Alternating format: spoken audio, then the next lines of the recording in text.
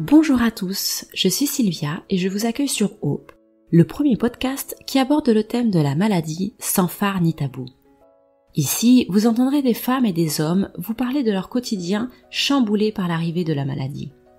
Sincères et forts de leur expérience, ils vous raconteront tout, leurs peurs et leurs coups de blues, mais aussi les petits riens et les grands projets qui leur ont redonné le sourire. Des témoignages décomplexés et empreints de vérité qui font du bien quand ça va mal. Bienvenue chez Hope, le podcast de Medicite.fr qui vous retrace le parcours peu ordinaire de patients extraordinaires. Nul besoin de vous présenter le coronavirus pour comprendre de quoi on parle. Ce virus a véritablement bouleversé nos vies depuis un petit peu plus d'1 an. Alors qu'il s'agisse d'une forme bénigne ou plus sévère, l'infection au Covid-19 peut entraîner des symptômes qui durent sur le long terme. C'est ce que l'on appelle le Covid long. Alors pour en parler, j'ai le plaisir d'accueillir Sad. Bonjour Sad. Bonjour Sylvia. Alors explique-nous un petit peu, quand as-tu de ton côté contracté ce virus ? Alors le virus, je l'ai contracté il y a tout juste 1 an, puisque la date anniversaire c'était hier. C'est un petit peu la surprise du jour. Alors il faut savoir que mon épouse et moi on va appeler ça un combo gagnant, oui. Parce que mon épouse travaille en EHPAD et moi je suis conseiller funéraire. Effectivement. Voilà. Vous étiez de front. Voilà, on était au feu dès la première vague, donc on ne s'est pas posé la question de savoir si on allait l'attraper, on s'est surtout posé la question de savoir quand et à quel moment on allait l'attraper. C'est mon épouse qui a contracté le virus le 3 avril de l'année dernière, et qui est par conséquent, on s'est isolé, mais à la première vague, on n'avait pas autant d'informations qu'aujourd'hui. Donc ça s'est répercuté sur moi. Mon épouse n'a pas trop souffert, entre guillemets, si on peut dire ça. Quant à moi, ça a été quand même un petit peu plus compliqué. Au niveau de la contraction de la maladie, ça a été ça. Après, au niveau du virus en lui-même, ça s'est déclaré par une toux. Alors, c'était une toux qui subsistait uniquement quand j'étais debout ou assis, jamais allongé, et une forte fièvre et des difficultés respiratoires qui sont venues bien après. Or, donc ça, c'était le 14 avril de l'année dernière. Au 21 avril, il a fallu que j'avais passé des examens chez mon médecin. Il n'a pas pu me recevoir du fait du Covid, puisque alors j'avais pas fait de test encore à cette époque. On n'était pas dans le test systématique, la première vague où on était pour le bras comme aujourd'hui. Donc j'ai pris les choses un petit peu à la légère, on va dire, et je suis retourné voir mon médecin qui n'a pas pu me recevoir à cette époque. Et il m'a aiguillé sur un centre de dépistage Covid qui se trouvait à côté dans ma commune, puisque tout le monde faisait ça à l'époque. C'était innovant. De là, on n'a pas pu non plus me recevoir du fait apparemment de mon état fébrile, donc je suis parti directement sur les urgences pour passer un scanner, et on m'a découvert une pneumopathie Covid. Donc en fait, sur un stade modéré, donc j'avais à peu près 30 à 40% de mon poumon gauche qui était altéré. Là-dessus, donc il a suivi une hospitalisation. J'ai eu une grande chance parce que j'étais seulement en isolement pendant une 8aine de jours avec ce qu'on appelait à l'époque et ce qu'on appelle aujourd'hui encore le protocole du professeur Raoult, c'est-à-dire la chloroquine, Zitrovax et compagnie. Donc je suis resté 8 jours en isolement en clinique. Alors ça c'est le plus dur. Moi j'ai eu de la chance dans mon cas à moi. C'est que j'ai pas été en réa, je suis resté juste en chambre, mais on est totalement isolé. À cette époque-là, c'était un petit peu traumatisant parce que la clinique se trouve à quelques encablures de mon domicile. Je voyais mon gamin passer, qui faisait des études, qui venait me dire bonjour par la fenêtre et vous avez accès à personne. Quand vous êtes en réa, à la limite, je dis pas que c'est mieux, c'est pas du tout ce que je veux dire, au contraire, parce qu'il y a des gens qui ont beaucoup plus souffert que moi.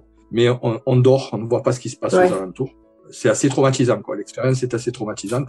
Parce que je suis rentré en plus avec mes propres vêtements, alors qu'à l'époque on avait l'interdiction de récupérer quels qu'ils soient, les vêtements qu'ils soient, quoi. Donc, on était habillés toute la journée avec des champs opératoires. D'accord. Tu es resté combien de temps ? Je suis resté 8 jours en hospitalisation. Ça fait très long. 8 jours à la maison en vacances, c'est très bien. 8 jours à l'hosto sans voir personne et avoir bon, on a de la chance, on avait quand même j'avais mon portable sur moi, donc c'est quelque chose d'exceptionnel maintenant qu'on est. Mais je reconnais que c'est psychologiquement c'est assez dur. Voilà. Oui, surtout que autour de toi, l'ambiance devait être quand même assez anxiogène en plus. C'est pas. Ben c'était pire qu'anxiogène parce que j'avais du personnel, des infirmières, des ASH formidables auxquels je pourrais jamais remercier parce que je ne pourrais pas les reconnaître. À cette époque, ils étaient habillés comme des cosmonautes. Je ne voyais même pas leur visage, donc je salue tout le personnel soignant parce que j'en reviens, je vais pas polémiquer là-dessus, mais il y a un an, on les applaudissait, aujourd'hui, on les a oubliés, quoi. Et ces gens-là, moi, je n'ai même pas la possibilité de voir qui était là ce jour-là, puisque on voyait pas leur visage.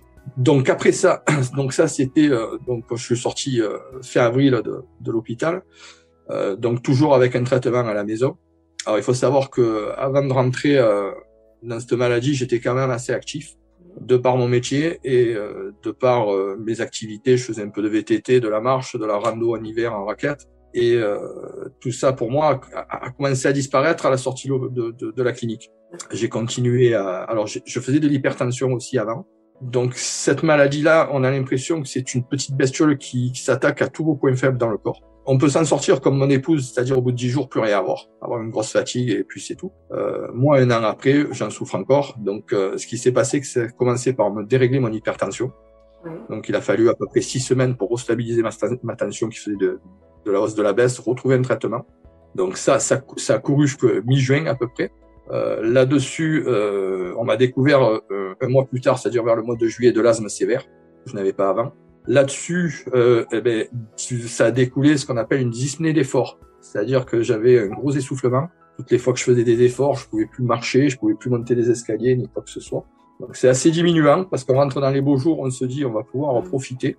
Je me considère encore jeune, je n'ai que 51 ans et j'ai la chance d'être grand-père déjà. Mais voilà quoi, j'ai un garçon qui est étudiant et qui est assez actif, avec qui je faisais du VTT. Au jour d'aujourd'hui, je peux toujours plus rien faire, quoi. Alors les symptômes de la maladie ont évolué parce que je suis rentré en centre de rééducation cardio-respiratoire le 4 août. J'y suis toujours aujourd'hui, un jour sur deux en semaine. Donc je vais y aller demain matin. Donc ça fait à peu près 80, un peu plus de 80 séances de rééducation et c'est pas fini. Au mois de décembre, alors je vais sauter un petit peu les étapes parce que la rééducation cardio-respiratoire m'a fait du bien, énormément de bien, jusqu'au mois de décembre. Donc il faut savoir que c'est une maladie qui, ce virus, en fait, quand on se sent bien, quand on croit avoir passé un palier, on en découvre un autre. Donc au mi-décembre, j'étais capable de faire à peu près un peu plus d'une dizaine de kilomètres à pied, puisque j'allais faire mon marché à côté de chez moi, quelques kilomètres, et j'allais à pied, bien sûr, en suivant les lignes de bus, parce que j'étais plus rassuré s'il m'arrivait quoi que ce soit. Ouais, bien sûr. Mais voilà, ce qui s'est passé, c'est qu'entre-temps, j'ai eu une toux qui s'est greffée aux symptômes, et donc j'arrive plus à me séparer.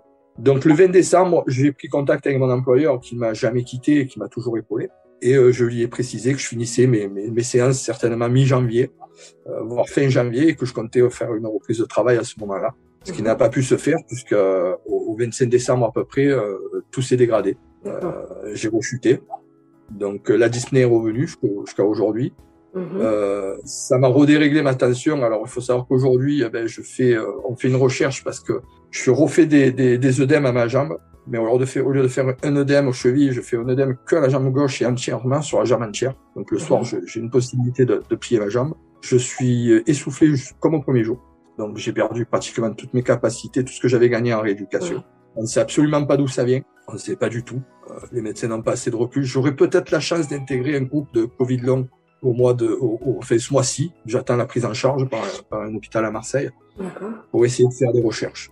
Alors, ce que je veux bien faire comprendre aujourd'hui, c'est que, et après j'expliquerai les bons côtés quand même, c'est qu'aujourd'hui, il y a d'autres problèmes qui se greffent à ça, c'est des problèmes administratifs.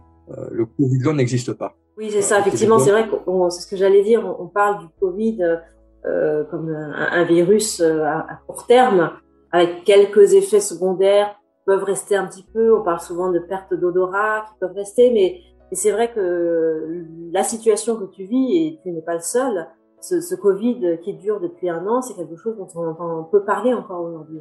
Tout à fait. Alors, il faut savoir que moi, j'ai de la chance. Alors, je vais parler peut-être un peu crûment. Moi, j'ai de la chance, je suis bien entouré par ma famille, mais j'aurais aimé qu'on fasse des études a posteriori. Moi, je travaille dans le domaine du funéraire, donc je voudrais qu'on m'apporte des stats sur 2019, 2020 et peut-être même 2021, savoir l'augmentation des suicides. Savoir auprès des avocats l'augmentation des divorces, parce que ça impacte tout le monde. C'est phénoménal, quoi. C'est phénoménal.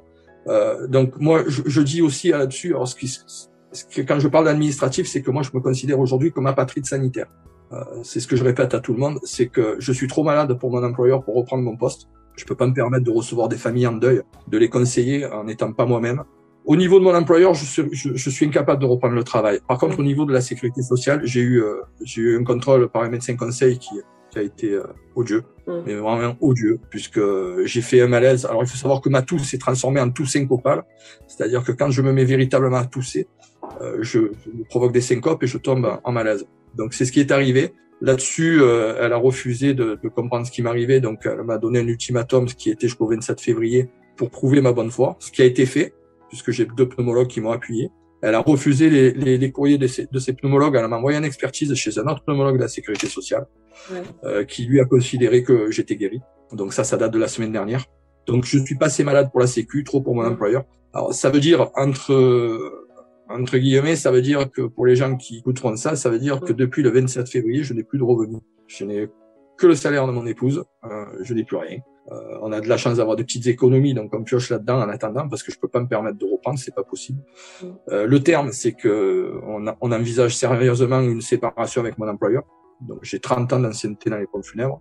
Donc ça va être, voilà, c'est pour ça que je parle d'impact social aussi, dans cette maladie, et que j'ai la chance d'avoir une famille autour de moi. Peut-être que d'autres en ont pas, peut-être qu'ils sont plus fragiles psychologiquement.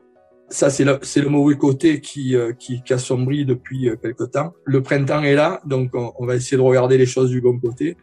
Au mois de décembre, j'ai fait la connaissance d'une association en allant sur Internet. Et puis, j'ai fait la connaissance d'une association qui s'appelle Après j'y vais.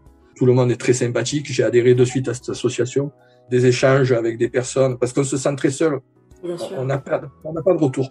On n'a personne à qui parler. Il faut que tu comprennes aussi que, comme c'est nouveau, j'ai souhaité à un moment donné qu'on me trouve un cancer ou quoi que ce soit. Je suis malheureux de parler comme ça, mais on a une solution. On peut vous soigner, on peut faire de la chimio, de la radiothérapie. On a des solutions. Pour nous, on n'a aucune solution parce que tous nos examens reviennent en positif, c'est-à-dire que ça revient nickel. On n'a plus rien au poumon, on n'a plus rien à part aux examens. Là, j'ai fait un examen sanguin qui est très mauvais, mais bon, tout est ok. Donc cette maladie n'existe pas. Et on arrive quelquefois à y croire, parce que je suis passé aussi par la case, c'est dans votre tête, c'est psycho-affectif. Il faut savoir que je suis sous cortisone et sous corticoïdes toute la journée, plus de la ventoline. Mais j'ai compris que c'était pas dans ma tête, et j'ai compris grâce à cette association, aux échanges qu'on a eus, au soutien, parce que c'est des personnes extra, qui m'ont soutenu, qui m'ont envoyé des petits messages par Messenger, des gens que je connaissais pas, qui sont à l'autre bout de la France, je suis du côté de Marseille, et ils sont en Bretagne, qui du jour au lendemain ne me connaissaient pas, mais m'ont envoyé quand même des messages sur mon portable parce qu'ils avaient mon numéro, qui m'ont permis de m'exprimer dans les médias pour expliquer. Alors, je prends mon cas personnel. J'ai tourné les choses quand je t'ai dit tout à l'heure que ça s'assombrissait. Et là où je commence à avoir le bon côté des choses, c'est que je prends mon cas pour que ça n'arrive plus aux autres. Le principe aujourd'hui, quand je te raconte tout ça, c'est d'être plutôt pédagogue, d'essayer de leur dire qu'il y a quelque chose après, on n'est pas seul. On a ce sentiment, parce qu'on n'a pas d'autres malades à côté, mais on n'est pas seul du tout. On a des médecins qu'on rencontre, il y en a certains moins que d'autres plus que d'autres, mais qui ont quand même une compatie et qui ont un savoir qui est limité. On est dans quelque chose de nouveau. Tu parlais tout à l'heure, effectivement, en disant que tu aurais préféré avoir un cancer, parce qu'effectivement, je comprends ce que tu veux dire. C'est-à-dire que le cancer, aujourd'hui, on sait où on va, on sait les différentes étapes, on sait comment le soigner. S'il est pris à temps, on sait qu'on a des chances en plus de survie. C'est ça. Là, le problème, c'est qu'on est face à une maladie qui est nouvelle, on est face à des symptômes qu'on ne sait pas, on ne sait pas comment ça va évoluer. On entend peu parler, comme je le disais, de ce Covid long. Et je comprends effectivement cet inconnu qui est difficile à supporter et qui, comme tu le disais, a des conséquences à la fois physiques, mais aussi social. J'ai compris la chose, c'est que quand un médecin ne comprend pas que ça soit... Moi, j'ai fait un malaise il y a pas très longtemps, je me suis retrouvé aux urgences. On m'a fait une perfusion d'Antarax, ça me demandait mon autorisation. On m'a même pas précisé qu'on me mettait ça, un anti-anxiolytique, alors que je n'avais pas besoin. On m'a dit, vous êtes angoissé, j'ai pas du tout. Mais je comprends le médecin qui met ça sur le psychogène, parce qu'ils ne savent pas, donc ils s'imaginent que les personnes sont justement... Enfin, je me mets à leur place, honnêtement, je me mets à leur place. Je me mets à la place aussi de la sécurité sociale. J'en reviens aussi là-dessus. Bon, moi, j'étais au feu la première vague, puis voilà, j'étais justement dans l'équipe Covid de ma société. Je vois aussi apparaître, comme dans tout malheur, des groupes de parole sur Facebook, un peu partout, où au bout de 15 jours, on a mal au doigt, on a un Covid long, où on demande mais on a droit de temps d'indemnisation. Moi, ça m'intéresse pas. Moi, ce qui m'intéresse dans ma démarche aujourd'hui, c'est pas d'être en invalidité. C'est à la limite d'avoir une reconnaissance, même ne serait-ce que provisoire, en affection longue durée, ce qu'on appelle une ALD, parce qu'il faut savoir que toutes les personnes qu'on va voir, c'est des spécialistes. Et ces spécialistes-là, il faut faire l'avance des frais. Un cardiologue, c'est 110 €. Selon ce que vous faites chez un pneumologue, ça peut monter jusqu'à 147 €. Mes séances de rééducation, c'est moi qui fais l'avance du tiers payant, donc j'en ai pour à peu près 200 et quelques euros. Sur quelqu'un qui n'a plus de revenus, quoi. C'est tout ce qu'on demande, c'est un parcours médical. C'est une reconnaissance, entre guillemets, mais pas d'invalidité. C'est pas ce qu'on cherche. Vous savez, on dit toujours que le Covid long, parce qu'au départ, on nous appelait les post-Covid. Et on me disait toujours, c'est les personnes âgées, c'est ci, c'est là. Non, ça touche quand même une population active. Et une certaine population qui a envie de continuer, qui a envie, on n'a pas fini notre vie. Aujourd'hui, je me bats pour ça. Je me bats pour que ça soit reconnu avec l'association, avec Pauline, Cécilia, Mathieu, avec tout le monde. On se bat pour expliquer aussi ce que c'est. Parce que on voit trop souvent maintenant, au jour d'aujourd'hui, un laisser-aller. Les gens croient que c'est derrière nous, ils sont vaccinés, il n'y a plus rien à craindre, alors que c'est pas vrai. C'est toujours là. On ne sait pas comment ça va évoluer. Je suis pas pessimiste, loin de là, mais il faut quand même continuer à se rendre compte de ce qui se passe. Je crois que, en fait, quand on relaie dans les médias tous les jours, aujourd'hui, ces dernières 24 heures, 300 morts. Les dernières 24 heures, 360 morts. On a baissé les dernières 24 heures, 200 morts. En entendant parler depuis plus d'1 an à la télévision de tous ces morts, ça devient banal. J'ai envie que les gens se rendent compte que on a l'équivalent d'une fois et demie le Stade de France avec Johnny Hallyday qui sont morts. Une quinzaine de personnes, un peu plus au Bataclan, ça a choqué tout le monde. Mais et j'en suis désolé, je m'excuse de citer ça pour les familles, quoi. Mais je veux bien qu'on se rende compte. Je compare pas un acte terroriste à une maladie. Mais il faut bien qu'on se rende compte que c'est un avion qui s'écrase tous les jours. Bien sûr. C'est un avion qui se crache tous les jours en France. C'est 300 personnes qui disparaissent. C'est pas une banalité. Il faut pas que ça devienne une banalité. Et il faut regarder aussi l'impact, justement, donc ce qui se passe derrière. C'est ce qu'on appelle maintenant le Covid long. Il faut surtout que les gens, le message d'espoir que je voudrais passer, c'est que les gens ne croient pas qu'ils soient seuls. Qu'ils fassent surtout attention sur les groupes de parole où ils vont. Il y a des associations qui suivent avec Après j'y vais, c'est des gens qui sont reconnus, c'est des gens on va tomber dans l'arnaque dans pas longtemps. On va tomber dans l'arnaque et j'ai peur que ça détruise encore plus des personnes qui sont assez faibles.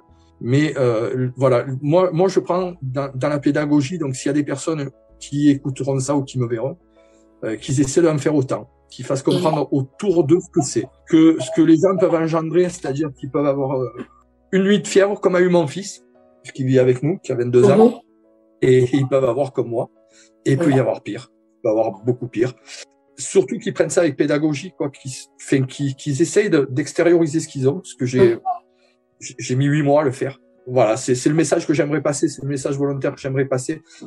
On dit toujours que pour une personne qui est malade, que ça soit un cancer ou autre, si le moral est bon, on pense que la maladie va gagner, qu'elle va perdre, pardon. Mais voilà, il faut pas laisser le moral baisser. Il faut essayer au contraire d'enseigner aux autres, de parler, de faire partager. Et puis je t'en remercie, comme je remercie à tous les médias qui m'ont interviewé jusqu'à présent où j'ai pu témoigner, parce que c'est grâce à vous qu'on avance. C'est grâce à des gens comme vous qui croient en nous, qui font ça humainement et pas mécaniquement, qui se disent qu'il y a même que voilà, il y a des journalistes et il y a des journalistes. Je le dirai toujours. J'étais pas très copain avec les médias. Voilà, du fait de mon travail, parce que j'ai participé à des grosses obsèques, de grosses personnalités sur ma région. Et puis je vais faire un aparté là-dessus, c'est que j'ai vécu en 2015 une étape de ma vie professionnelle, c'est que je me suis occupé du rapatriement des 150 victimes du crash aérien de la Germanwings qu'il y a eu dans les Alpes. Je suis resté 3 mois sur site. Voilà, moi je sais ce que c'est d'avoir 150 victimes devant mes yeux. C'est pour ça que j'en reviens aux gens qui banalisent ces 300 morts par jour. Je sais ce que c'est d'aller voir 150 victimes et de rapatrier des personnes aussi bien jeunes qu'âgées. Et c'est ce que fait le Covid en ce moment. Il n'a plus d'âge. C'est du 20 ans, c'est du 30 ans, c'est du 50 ans, c'est du 75 ans, c'est du 90 ans. Ça n'a plus d'âge. C'est faites attention, protégez-vous. On ne le dit pas assez. Les gens croyaient aussi que c'était un amusement, le sida. C'était un amusement au départ. Mais non, du tout. On y est. On va vaincre. parce qu'on a des moyens maintenant qui font que. Voilà ce que j'ai à te dire. Sylvia, merci beaucoup, Sad, pour ton témoignage. Effectivement, je retiens que malgré tout, tu arrives quand même à rester positif et que tu souhaites partager pour pouvoir aider les autres. Ça, c'est quelque chose d'important. Effectivement, on le dira jamais assez, hein, il faut continuer à se protéger, à respecter les gestes barrières, parce que contrairement à ce qu'on pensait au tout début, hein, c'est pas une petite grippette, hein, loin de là. Elle peut avoir des effets sur très long terme, comme c'est ton cas. Je te souhaite vraiment bon courage pour la suite. Écoute, merci Sylvia. Ce que je voudrais préciser, un dernier mot. Alors, on dit les gestes barrières, mais c'est simple, les gestes barrières. C'est très simple. C'est de la politesse, c'est de pas tousser sur les gens, ce qu'on faisait avant quand on était gamin, qu'on nous apprenait par nos parents, de se laver les mains fréquemment. C'est tout simple. On devrait appeler ça pas des gestes barrières, mais des gestes de la vie. Je pense que c'est une meilleure appellation pour moi. Voilà. Moi, Sylvia, je tenais à te remercier aussi infiniment, toi et à tous tes confrères qui font en sorte que notre cause avance et que ça épargne d'autres personnes surtout. Merci beaucoup, Sad. À bientôt. Merci Sylvia. Au revoir. À bientôt. Au revoir.